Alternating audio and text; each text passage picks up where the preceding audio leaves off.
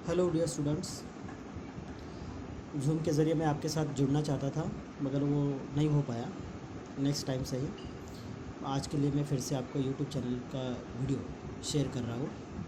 तो चलिए, हम इंच कैप रॉक देख रहे थे, ठीक है। The Inchcape rock. तो वहाँ पे हमने देखा था कि जो पोएम है कि किसने लिखी है पोएम, रॉबर्ट साउदी।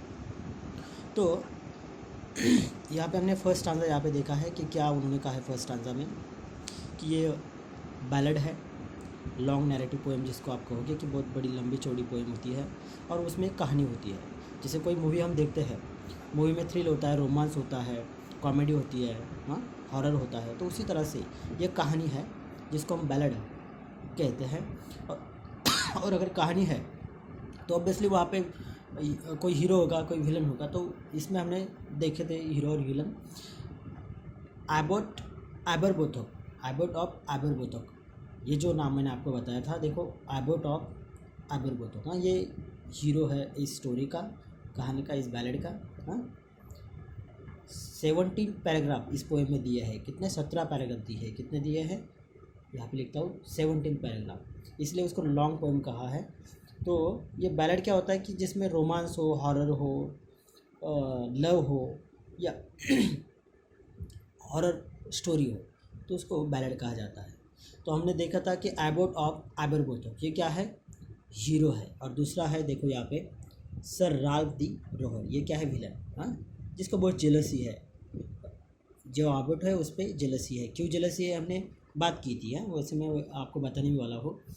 तो एबोट अब एबरबोथक, इसका मतलब मैंने आपको बताया। एबोट जिसको हम मसीहा कहेंगे, जिसको हम क्या कहेंगे, फादर ऑफ चर्च। हाँ, चर्च में फादर होते हैं ना, वैसे उस तरह से एबोट, मॉन्क उसको कहा जाता है, या आपको उसको संत कहोगे, महात्मा कहोगे, या मसीहा कहोगे।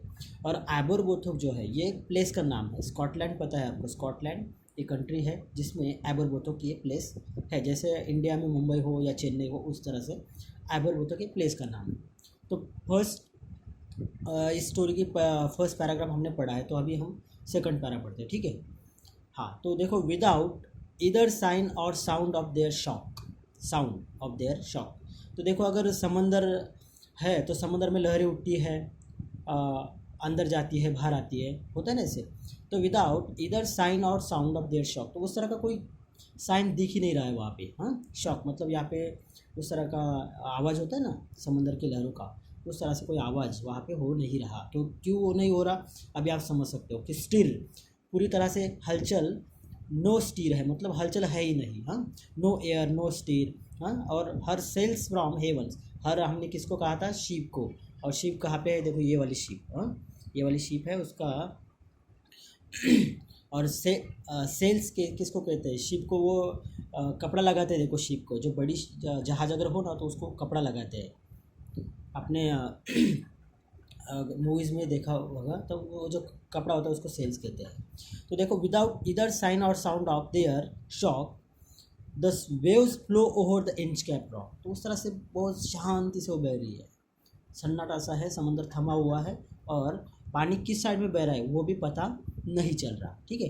The waves flow over the Inchcape rock, और यहाँ तक कि जो रॉक है वो पूरा ऐसे ढक सा गया है और उसके ऊपर से क्या बह रहा है, पानी बह रहा है इस तरह से। हाँ, शांति से, बहुत, किस दिशा में बह रहा है कुछ पता नहीं चल रहा क्योंकि वो बहुत शांत है। सो लिटिल दे रो, सो लिटिल दे फेल, और जो वेव्स है धीरे धीरे वो बढ़ती है, धीरे धीरे कम होती है, बहुत, उसका जो स्पीड है बहुत ही कम है, जो स्पीड है उसका कैसा है, बहुत कम है। सो लिटिल दे रो, सो लिटिल दे फेल। और ये दे मतलब क्या, वो जो वेव्स है उसकी बात की है ना, वेव्स। और वेव्स किसकी, समंदर की, ठीक है। तो वो धीरे धीरे से बढ़ रही है और धीरे धीरे कम हो रही है। They did not move the Inchcape bell, और इतना शांति से वो बह रही है कि जो इंच कैप बेल है, हाँ, बेल की बात हमने की है, ये जो बेल है वो मूव नहीं हो रही, वो हिल नहीं रही है ऐसे, ठीक है। दे मतलब फिर से यहाँ पे वेव्स है, हाँ, they did not move the Inchcape bell, तो ये बेल को वो हिला नहीं रहे, ठीक है। ये होगा सेकंड पैरा। अभी थर्ड पैरा के लिए जाते हैं। द एबोट ऑफ एबरबोथक, जो मॉन्क है, जो संत है यहाँ का एबरबोथक का, तो उसने क्या किया, हैड प्लेस दैट बेल ये बेल उसने लगाई है ना, क्यों लगाई देखते हैं अभी। Place that bell on the Inchcape rock, ये रॉक है इंच कैप, इसको इंच कैप क्यों कहा जाता है, क्योंकि समंदर से ऊपर होता है इसलिए।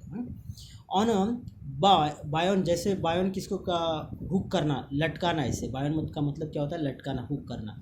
जैसे कोई मछुआरी होता है ना, वो अपनी जाली जब डालता है समुद्र में, तो वो ऊपर कुछ ना कुछ ऐसे रखता है, ऐसे तैरने के लिए, कि जिससे उसे पता चले कि उसने जो मछुआरी की जाली लगाई है वो कहाँ पे लगाई है ऐसे। तो ये बायंस मतलब हुक करना, किसी चीज़ को लटकाना ऐसे। On a बायंस in the storm it floated and swung. तो ये जैसे ही अब ये पानी बढ़ता है और पानी जैसे शॉक करता है उसको, बार बार ऐसे धड़कता है इस पत्थर को, तो क्या होता है कि ये सब जो ये चीज़ है ये हलती है और उससे बेल बजने लगती है, स्वंग होती है, स्विंग का पास फॉर्म स्वंग, तो बजने लगती है ऐसे। On a Bayern in the storm it floated, तैरना ऐसे, और वो बजती है।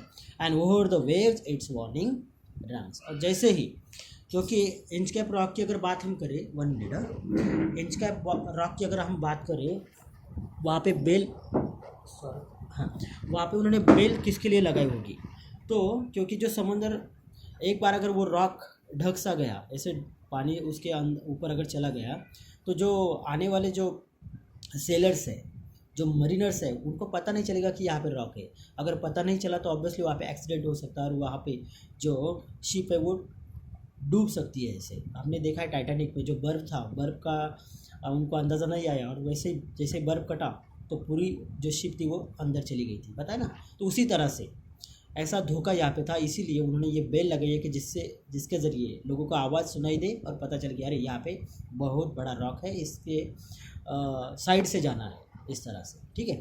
तो and over the waves it's warning रंग, तो ये वार्निंग बेल है, ये जो बेल लगाई है वार्निंग बेल है, लोगों को सूचित करने के लिए कि अरे बाबा इधर जाना नहीं है, खतरा है, और गए तो मौत हो सकती है, ठीक है। मगर हमने शुरू में ही देखा कि सेंट्रल आइडिया जो है इस पोएम की क्या है, as you sow shall you reap, जैसा बोगे वैसा पाओगे, हाँ। और criminal ultimately gets his punishment, जो बुरा कर्म करता है उसे बुरा फल अंततः मिलता ही है, उसी तरह ये थीम है इसकी। तो अगर कोई अच्छा आदमी है तो वो बुरा आदमी तो होता ही है। तो देखो ये जो आदमी है राग द रॉहर, रॉहर मतलब क्या, पायरेट कहते हैं उसको, पायरेट। और पायरेट का मतलब क्या होता है, समंदर का, जैसे क्या कहोगे आप उसे, समंदर के चाचे, या उसको कहोगे आप समुद्र का गुंडा होता है ना, गुंडा मवाली जिसको आप कहोगे, क्या कहोगे, गुंडा मवाली। When the rock was hid by the surge's swell, और एक बार अगर ये रॉक पूरा, मैंने पहले ही बताया आपको, अगर ये रॉक पूरा ऐसे ढक सा गया तो क्या होगा, द मरीनर हर्ड, मरीनर मतलब जो आने वाले जो प्रवासी है, शिप लेके जाने वाले, हर्ड द वार्निंग बेल, उनको वार्निंग बेल सुनाई देती है।